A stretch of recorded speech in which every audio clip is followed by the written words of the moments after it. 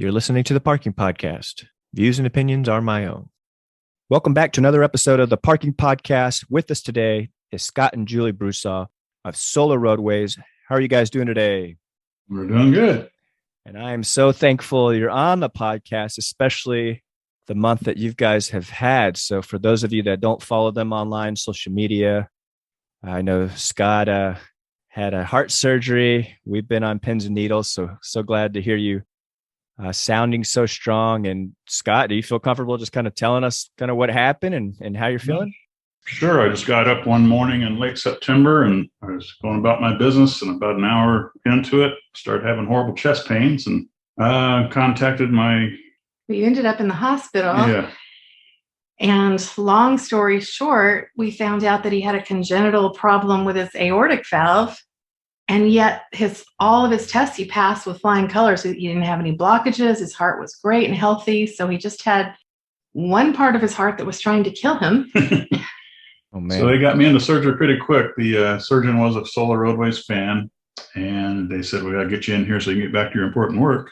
Which was so awesome for us to hear. And I read that on the blog. That got me a little emotional. The cardiologist was familiar with your work and paid special attention. That's divine intervention right there. Yeah, we believe so. And I was posting about it because I do all of our social media, and people from all over the world said they were praying for him, which really meant so much to us. And I would let him know that, and that meant a lot. And the other thing was what we considered divine intervention was the pain that I felt. He said, a lot of people don't feel the pain, and you were very close to just not waking up one day. So the pain was a blessing. Man, it's so smart of you to go in. This is kind of embarrassing. I don't like sharing it, but I had really bad chest pains, was having difficulty breathing.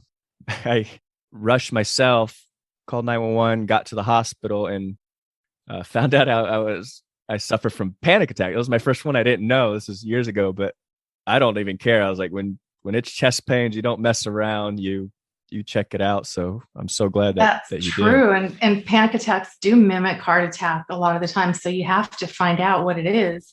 And we were just so grateful that he was able to get in time. Yeah, and I feel so bad. I don't know if you remember, but I had mailed the mic in like late August. This is maybe days before this all happened. So like he's in the middle of surgery and I'm emailing Julie like, hey, you guys ready to record? And you're like, we're going to have to postpone it. But I quickly went online. I was like, oh my goodness, and started praying. But man, so glad you're doing better. I heard your first words are, I want to exercise. So I bet you're getting pretty close to getting back out there. Yeah. Not even words. He typed it to me on my phone while he was still on a ventilator. He typed. First he typed, have you let everybody know I'm okay? And then he typed, I want to exercise, which I thought was a joke at first, but he said later he really felt like he was tired of laying there. Yeah, from everything I've heard and listened to the stories and read, that you guys are definitely not afraid of hard work. And Scott loves to hands-on, get out there and get to work. So hopefully you're back at it soon. Yeah, but he's feeling great, and the doctors expect him to be better than ever. Next month, he'll be fully recovered. Oh, man, that's so great. Very happy for you all. And thank you. Continue praying. So a lot of our listeners, I would say they're pretty familiar. You've presented at a IPMI conference as a keynote speaker. There's been several articles in the IPMI blog and the article in their magazine.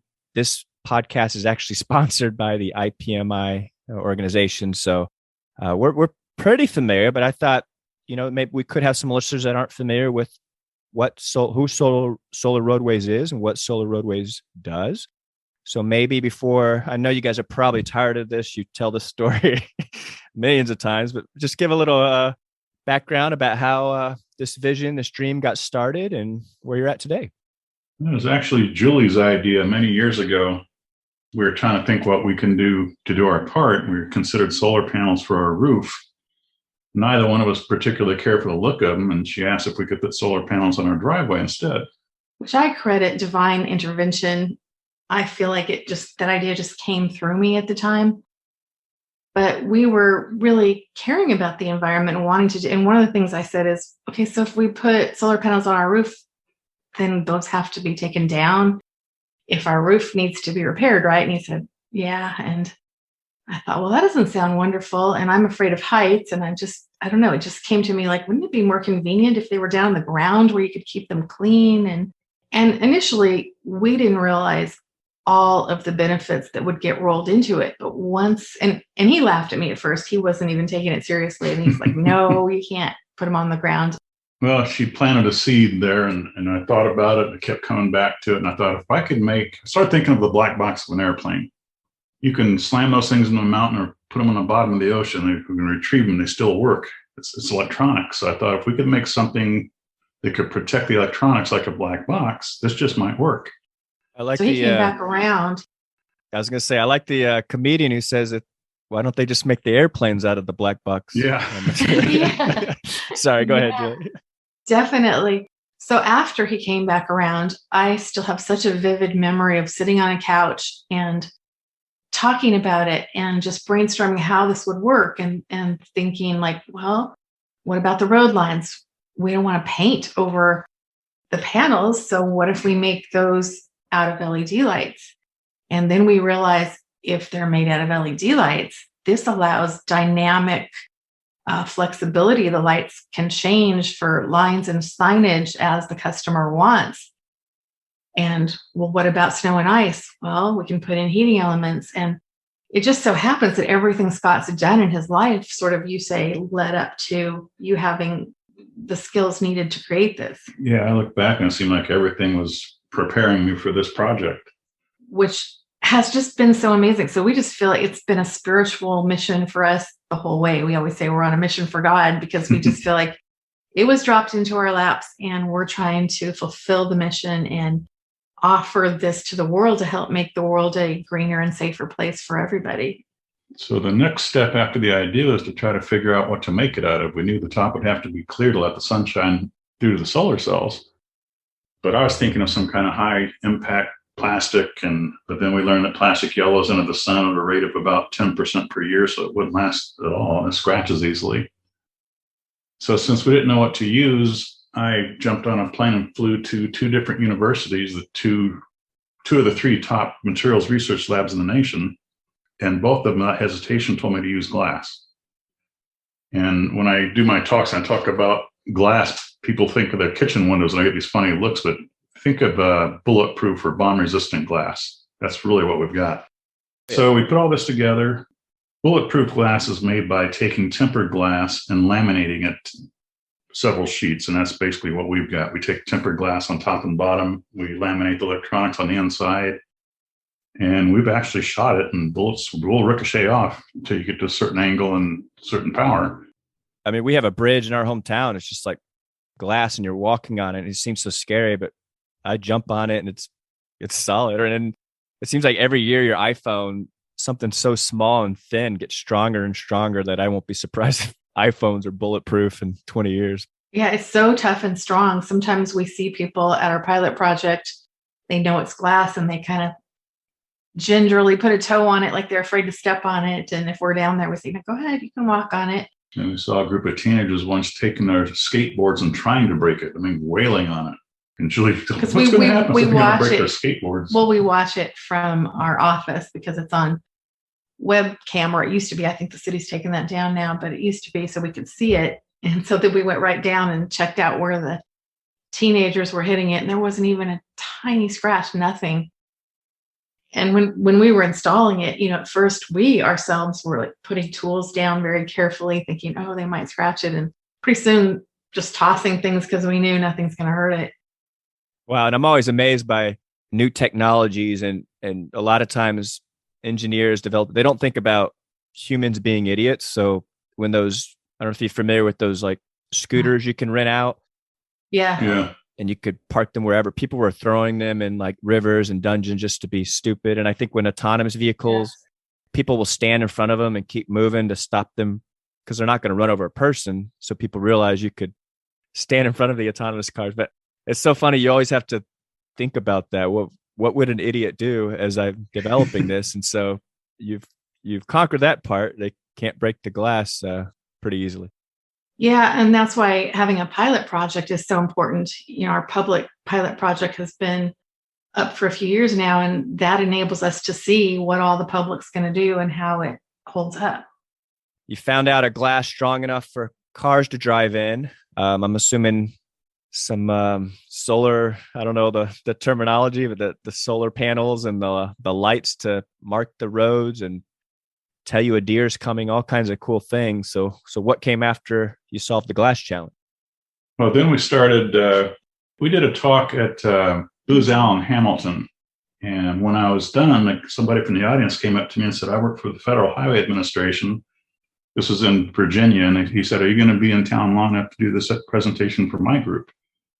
So we did it 2 days later. I told Julie, this is going to be a whole department full of civil engineers who build roads for a living. They may laugh us out of the building, but they may not. And we were just in the concept phase at that point, and so you always think if you're going to fail at something, you want to fail early before you've devoted a lot of time and energy to it. So we thought, well, we need to find out if they're even interested. So I did a 90-minute presentation for it. And at the end, there were 4 civil engineers up at the whiteboard with me doing drawings on how we're going to do this. And not long after that, we got our first contract with them. Yeah, we did all our research and development under 3 U.S. Department of Transportation grants. Which was wonderful. They funded all of our R&D.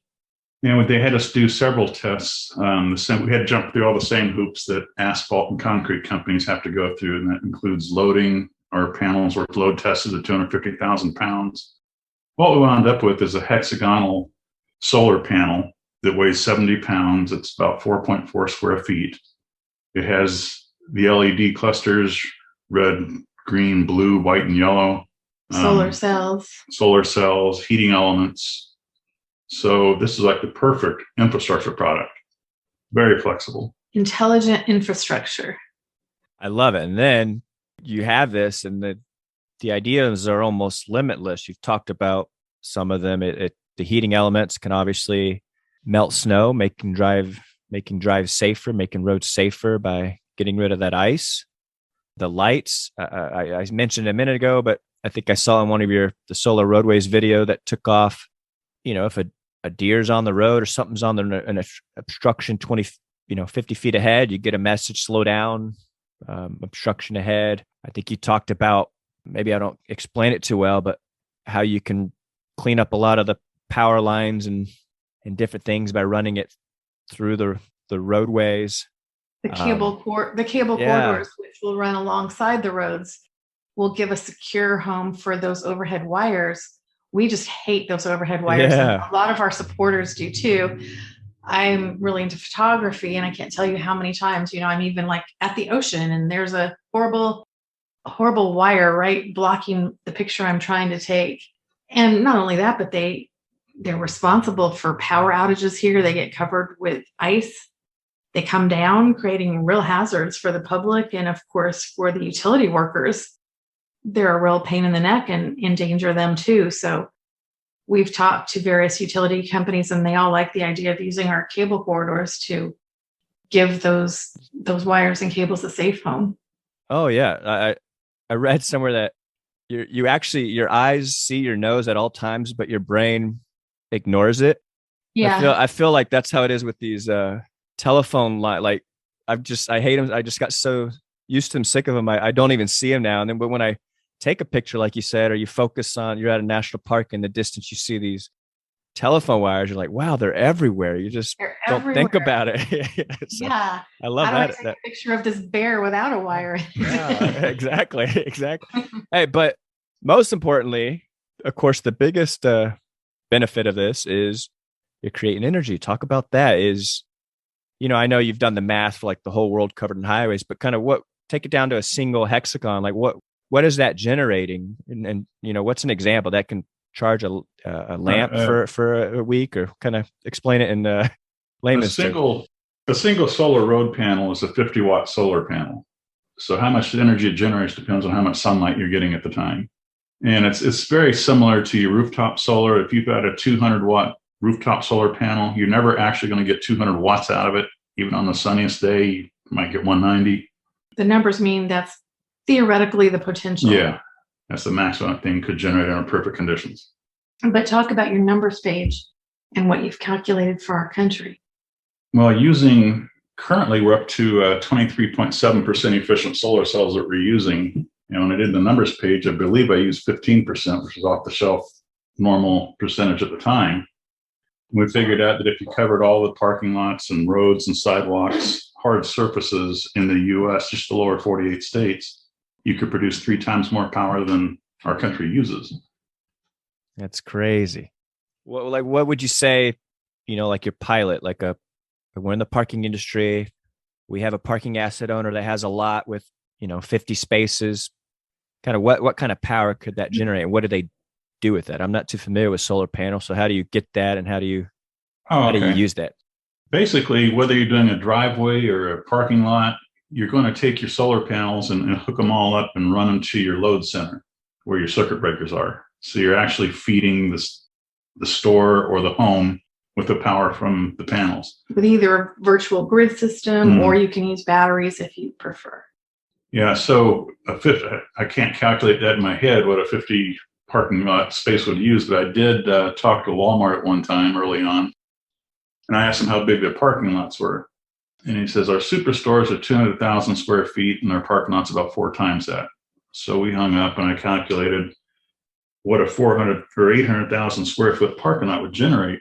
And I've long forgotten the numbers, but I called him back up and told him, he says, that's like 10 times the power that we use. But he says, wait a minute, that's if my parking lot's empty, then I'm out of business. I said, no, that's with a full parking lot.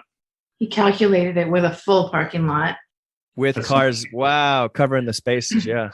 Yeah, people don't realize that. People think a full parking lot means all the asphalt's covered, but it's not. I used to challenge people, get on Google Earth and zoom into what you think is a full parking lot or a complete traffic jam. Yeah, we just took a picture the other day. We were up in a tall building, and I took a picture of a parking lot from up there, and you can see when you're up there how much space is actually still open to the sun, even if every parking space was taken. And the same with roads. People feel like it's really covered in cars. When we're driving, we feel like, oh, we're in bumper to bumper traffic. But if you are on an airplane and you look down, you can see how much is actually exposed to the sun. Well, every parked car's got to be able to swing doors open. You think about that distance, side to side, both sides, plus front and back. It's crazy how much of a space is open. If you get on Google Earth and look at a full parking lot, you're going to see about 50% of the asphalt is still exposed to the sun. And so much of the time, like in the daytime, it's more open. Like a restaurant is probably more full at night when you're not going to get sun anyway, more open in the daytime when you need it to be. Yeah, that's exactly right. Yeah. And while we're on talking about the Walmart parking lot, of course, I have my ideas, but what are some of the benefits of using your technology other than a Walmart having 10 times the power that it uses in a year? But what are some other cool things you can do? I think you had a presentation once about like changing space layouts or handicap spaces. Yeah, there are so many. And first of all, I just have to say, when Scott was the keynote speaker for you guys in Fort Lauderdale, it was so amazing. We had a huge line of parking lot owners waiting to talk to us afterwards for about 2 hours, and just hearing about all their projects and hearing their enthusiasm for what we could offer was wonderful. But yeah, it gives you flexibility to change the parking lot configuration. You don't have to have just one. You could have different ones where you have smaller parking spaces on days where you're more full, and give the customers more room when you have, if it's Tuesday morning and you have less customers, give them more room to park, or make smaller spots for motorcycles, larger ones for trucks and RVs. It gives that flexibility with the LEDs. And of course, you don't have to paint again, which is an expense saved. We're looking out the window right now, a lot of snow. Snow removal is something you wouldn't have to do anymore with the parking lot. Other than labor, that's like one of our biggest budgetary challenges, the snow removal in our northeastern and northern parking operations. It's crazy how expensive that can get. Yeah, it is. Yeah, right now we have 6 panels by our door here at our headquarters where we're at right now. And the rest of the parking lot is currently looking like a large slushy. We've had freezing and then thawing, and people don't realize what it does. And even after Scott plows it, it's an asphalt parking lot, I should say that. Yeah, it's an asphalt. We have 6 panels at our front door. Yeah. So the asphalt part of it, when he's plowing, he doesn't have to do anything over by the door where our panels are, but the rest of it is a mess. And a lot of times you plow it and people don't realize if they don't live in the north, that actually makes it more slippery much of the time, ironically. And just for me this week here in North Idaho, I have slipped and actually fallen once in the last week trying to walk around on different stores' parking lots. It's really, really dangerous. And, people break their bones and fall down. That's just pedestrians before we even get to roads, and how many cars slip and go into ditches and flip, and how many people are killed and injured that way. So that safety feature, we think, is just going to be huge. And for parking lot owners, that's a huge liability. People slip and fall in your parking lot, and the expense of having it plowed or shoveled if you're doing it yourself. So those things are huge right there. Absolutely. I saw a picture on one of your social media mediums, and it was like 6 feet of snow, but the solar panel driveway or lot, whatever it was, the demo, it's perfectly clear. It's lit up, and you just see like 6 feet of snow. I'm also looking at my wall. I have a picture of a Banksy graffiti artwork I have framed. It's a little girl swinging on a sign that says park.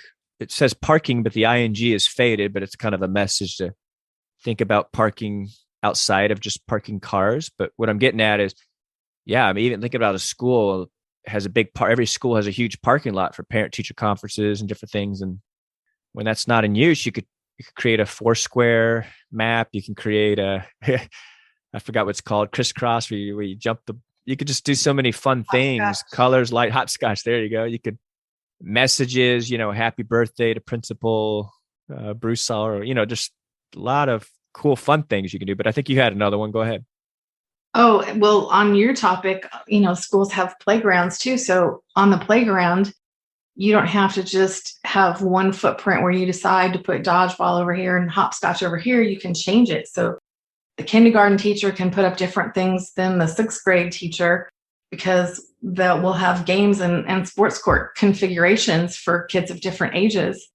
And the fact that it keeps it snow and ice free means they can use it longer on more days and get outside, and you can make educational games so that they're learning while getting exercise. So we really like that feature. You could paint, for instance, an outline of the United States and then tell the kids, okay, go stand on Ohio, and make it a game and a contest. Oh, I love that. Like the Montessori method. Yeah. Getting, there's better ways that we should be educating our children. And that's a cool interactive way. I love that. Yeah. Go stand on California or show me Texas. And so we're loving that for schools and for parks and things like that.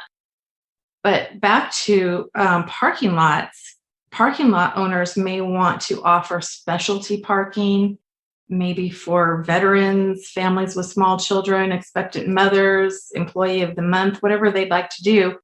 It enables you to do that, to put a name or a word and then take it away as you wish. Or you're having a VIP guest, you could put, if Joe Smith is coming, you can put Joe Smith, and then after he leaves, then default it back to the way it was.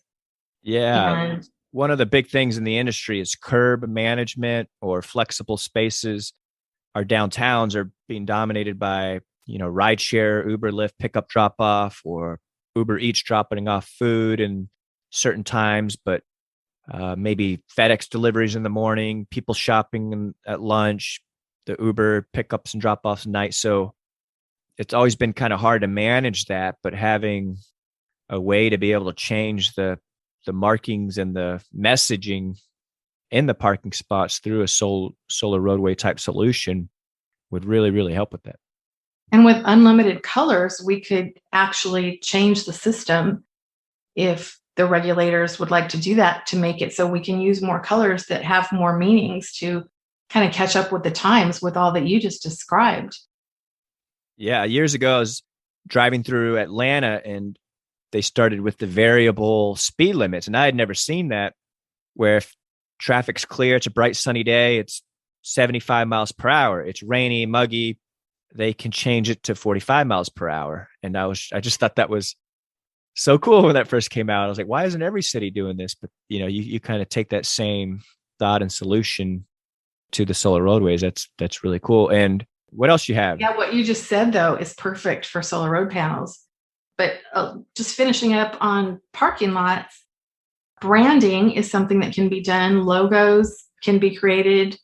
Just simple things that are management for a business, like saying if you're open or closed, instead of having a little sign in your window or something, you can say in down near the road if you're open or you're closed, or what your hours are, or your special of the day. And advertising is a possibility for those who would like to allow advertising, which is a way to offset the cost of buying a solar parking lot.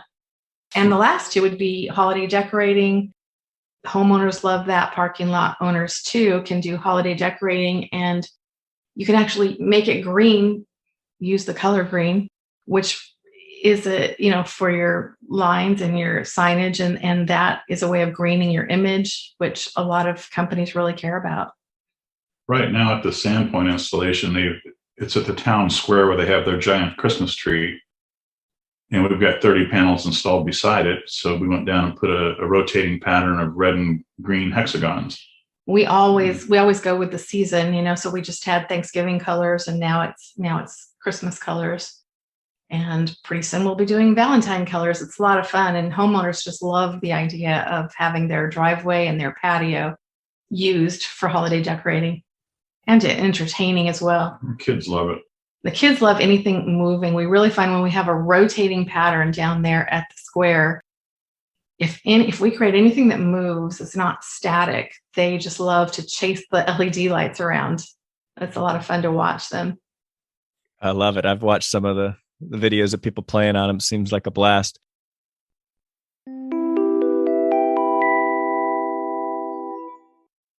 This episode is brought to you by Parker Technology, the customer experience solution of choice in the parking industry. Parker's solution puts a virtual ambassador in every lane to help parking guests pay and get on their way in under a minute. Parker helps capture revenue, provides better customer service, enables your staff to focus on other on-site tasks, and keeps traffic moving, all according to your business rules. With the Parker solution, you'll also enjoy access to real-time call data and recordings. Learn more at helpmeparker.com/parkingpodcasts.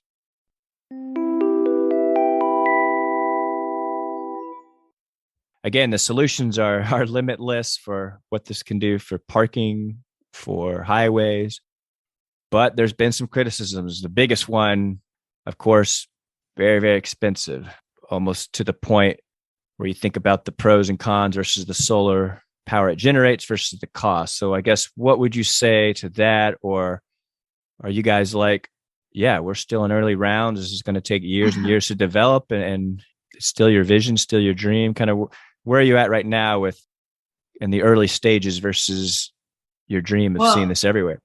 I handle all of our social media. So of course I'm the one that reads all of that. And it cracks me up. Actually, there's been articles written where people have produced a number that it's going to cost this much per mile or this much per panel. And they haven't even contacted us. They're just making numbers up, which is such a horrible thing to do. And then some people believe it, and then they put that into new articles as if it was a fact. And we haven't even told people how much it's going to cost. So you mean everything on the internet is not true? No, and it's frustrating, I'm sure, to all company owners just to see how much false stuff there is out there. But anyway, you address the cost. Up to this point, I'm currently designing our fifth model, SR5. And up to this point, every panel we've made has been a prototype panel, onesie quantity pricing. So yeah, it's not cost feasible for a homeowner yet. But we took a trip to Detroit. We've talked to an automotive manufacturer who wants to make our panels for us, and they claim they can cut 90% of the cost out. If they can actually do that, that makes it less expensive in the long run than asphalt. And once we do that, if they can actually pull that off, then there'd be no more reason to use asphalt. Yeah, you get to economies of scale, I'm sure. But you really think that one day this could be cheaper than asphalt? Yeah, we had in our very first grant with the U.S. Department of Transportation, they asked us to compare the cost to asphalt. Well, we hadn't even built one yet. So we kind of worked backwards. I started trying to find the cost of asphalt, and it was a hard number to find, but a friend of mine, grandson, builds roads in Seattle. So I talked to him and he said, use about $16 a square foot. He says, the reason you can't get a number, he says, if I'm paving the road right in front of my business, then that's going to be as cheap as it gets. But if I'm building a road 15 miles away, then I have to move all my equipment and all my people over there, and it gets a lot more expensive. Oh, yeah. Mountain passes are more expensive. God forbid you're building a tunnel. So it's hard to narrow that one down. So he said, you use $16 a square foot and you'll be close. And although asphalt companies claim their roads will last 20 or 30 years, it's really closer to 7. So if we make our panels last, let's say 21 years, there's nothing in that can't last 25 years, then that means you'd have to repave the asphalt roads 3 times. So that $16 a square foot becomes $48 a square foot. Well, that means if we can make our panel for $200, we're even with asphalt without even generating power. And asphalt and concrete have no ROI at all, whereas our surface has multiple streams of ROI depending on how you look at it. And every customer has to evaluate that ROI differently. If you're a parking lot owner and you pay X amount for snow removal every winter, and sometimes that's very expensive. We have a lot of people writing to us telling us how much they're paying, and it's a lot. So if you're going to save that, that's really important to you, or how much you're paying for painting, how much the liability worry is a worry for you, how much it's going to mean to you to have people not fall down and break bones on your parking lot. There's so many ways to look at it. And again, with inflation, that $16 an hour right now sounds probably as cheap as anyone will find it with the way things cost are now. But a side note, like, even if it was 5 times more expensive, you're right, that the savings from the snow removal, the liability, the power it's producing, it could be a wash when it's all said and done. Another one I heard, I don't know if this was you all or where I read this, but they were talking about autonomous vehicles. If they were able to charge on the go, I don't know. Would that be something that a Solar Roadways could do in the future, or cars parked or while it's driving? Yeah. Yeah, we've been working with the university in Utah that has what's called dynamic charging. They have the technology, but the problem is what you do is you put a receiving plate under your EV, and you put a charging plate in the road. Well, currently that means digging a hole in the asphalt, putting that charging plate several inches from the surface of the road, and then covering it up and trying to get power to it, which really isn't practical. When they learned what we were doing, they drove up here and we had a meeting with them. They said, we have the technology and you have the delivery system.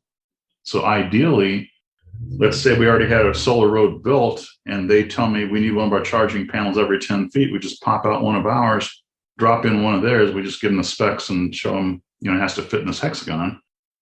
And then if you drive down that lane, every time you drive over that transmitting panel, you get a little charge. So in theory, we could drive from Idaho to Florida without ever pulling over. Which would reduce range anxiety. And that's one of the biggest reasons that people aren't ready to switch to an EV. So we want to help that transition and the transition to autonomous vehicles as well. A lot of people think the autonomous EV is where we're headed. And if that's so, we can help with both. We've talked to some experts in autonomous vehicles and how they currently do it. And the advantage we have, for instance, Google invited us to their Mountain View headquarters and gave us a ride in their driverless car. They chose us to be one of their moonshots. Yeah. The engineers sat in the front seat and we sat in the back. So while they were manually driving up to the 101, I was asking them questions like, how are you controlling the car? And there's something called a CAN bus architecture. And that, you take your car to a mechanic, you just plug it in, the computer tells them everything that's wrong with it. Because you've got it. The CAN bus architecture is really a network inside the car, and all your sensors are hooked to it so the computer can read it. Well, you can also steer, accelerate, and brake through the CAN bus architecture, and that's how Google was doing it. And then they use Google Maps. They have a 360-degree laser on the roof and a radar in the front grille, and that's how they're determining where everything else is and using GPS. Well, if you think of our panels, when you bolt that thing down to the road surface, it's got a fixed latitude, longitude, and altitude. It knows exactly where it is. GPS can be off a little bit. So in theory, our panels could actually be talking to the cars and driving the car. So think about this. You get in your car and you say, take me to Costco. You can put your seat back and take a nap while the road drives your car to Costco and even finds you a parking space. Beeps the horn when you're there to wake you up. To me, that the EV charging, that's one of the biggest kind of X factors with all of this. States could earn revenue by charging while cars are driving through their states on their solar roadways, charging their vehicles. So the solar road panel really puts it all together, all of these benefits in one package. I've also seen, it seems like there's solar roadway prototypes in like the Netherlands, China. I've kind of seen this rolling out and being prototyped in other places. I don't think this is you all, but do you have any kind of thoughts on that and how that's helping or hurting the cause here on the home front? We're the original Solar Roadways, and when we did our Indiegogo campaign in 2014, a bunch of wannabe competitors popped up. We call them our copycats, but we don't know exactly what they're doing. Nobody has heating elements or LED lights to our knowledge, and we heard one of them was gluing panels down to a roadway and jumping right to roadways. So we really worried about that because our plan has always been that roadways would be last because we think that's the most intelligent approach. And apparently the ones that rush to roads had problems, and journalists get mixed up thinking that those are our projects. Oh, I hate that. Yeah. So you heard it first here. We set the record straight on the parking podcast. Sorry to hear that. But hopefully, lessons learned. It almost saves you guys a trouble from seeing what not to do and continuing with the mission at Solar Roadways. Yeah. Yeah. Yeah. So I like to travel. I was visiting Mount Rushmore, and I went to Crazy Horse Memorial, which is about an hour from Mount Rushmore, but it's so cool. I don't know if you've ever been there. Have you been to Crazy Horse? No, we've been to Mount Rushmore. Okay. Is that the one where they're carving him into a mountain? Yes. His hand's pointing out. He's on a horse, but. Oh, would love to see that. So they've been working on it for like 70, 80 years. It was like their children's grandparents or grandfather started it. And then his children are still working on it. Now their children are working on it. But I kind of had this, I can't think of the word, but I had this moment thinking like this gentleman who started it and their kids are, and all of them said like they refuse to take funding from the federal government. It's all been like donations and stuff. But what they're getting at is that they're working on something beautiful and something meaningful to honor the Native Americans. And none of them will see it done in their lifetime, but they're still committed and passionate about doing it. I remember asking one of them a question. I can't remember. I'm sure he had a great response, but I don't know. I just thought that was so powerful to work on a cause that's good for planet or the environment. And heck, you guys may have all 50 states covered in 10 years. I don't know, but it's like a bigger picture. You're working on something for the future that you may not see the ultimate results of in our lifetimes. I don't know if you've ever gotten so philosophical thinking about that, but it made me think of that as you guys were talking about the future that could be. We have thought about that, and we do hope to see it in our lifetime. But even if we don't, because we believe in the afterlife, I've actually said to Scott, like, what if we're in heaven and one day they bring over a whole group of people who would have died in car accidents, and they say, because of your invention, all of these people didn't die in the car accident. They all went on to live longer and have a longer life and accomplish things in their lives. And that would be so meaningful. I love that. I think, isn't there supposed to be like streets of gold in heaven? So maybe, just maybe, that was Solar Roadways all along. So I love it. That would be awesome. That's a great way to end this, right? But no, I do ask though, how can listeners, again, a lot of people, like you said, I remember that line. I was probably in line waiting to speak with you at the conference, but how can listeners, they like what they're hearing, how can they learn more, support, invest, follow along? Kind of what's the best way to get involved with Solar Roadways? Yeah, we just raised funding on Start Engine. I think people can still get on a waiting list there, although we don't have any plans for raising more money. But people were in line in between our two raises. We actually broke records there like we did on Indiegogo.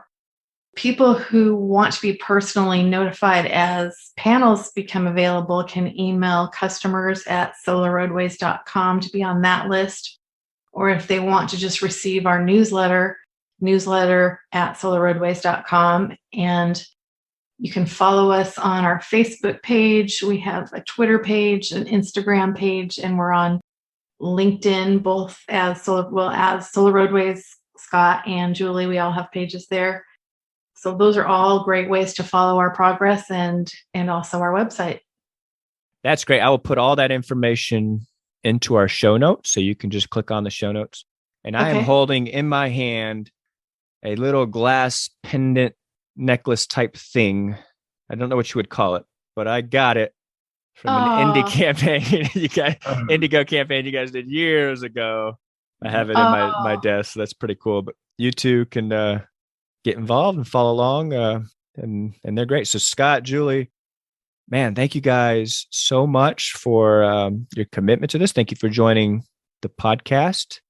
And I'm so glad you're feeling better, Scott. Have a great week. Thank you, Isaiah.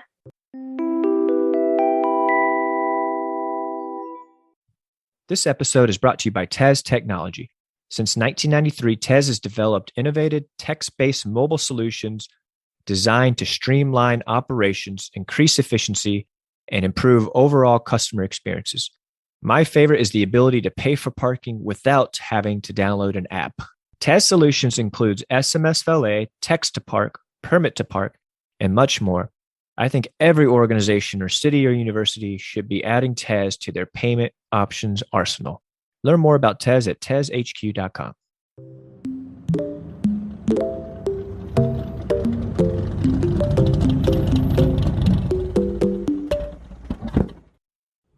Hello, Parking Podcast listeners. This is Robert Farron from the City of Columbus. It's been an honor and privilege to serve the IPMI membership as a current board member. Through my work on the board and as co-chair of the Research and Innovation Task Force, I'm especially proud of the way we kept the industry connected in challenging times by elevating our most valuable asset, our members. I'll strive to continue supporting IPMI and finding creative ways to connect members to new opportunities. As our profession is being redefined, we need to stay on the forefront of new technology and expand our partnerships within and outside the industry. I'm excited about our bright future and would be honored to represent parking mobility professionals everywhere through continued service on the IPMI Board of Directors.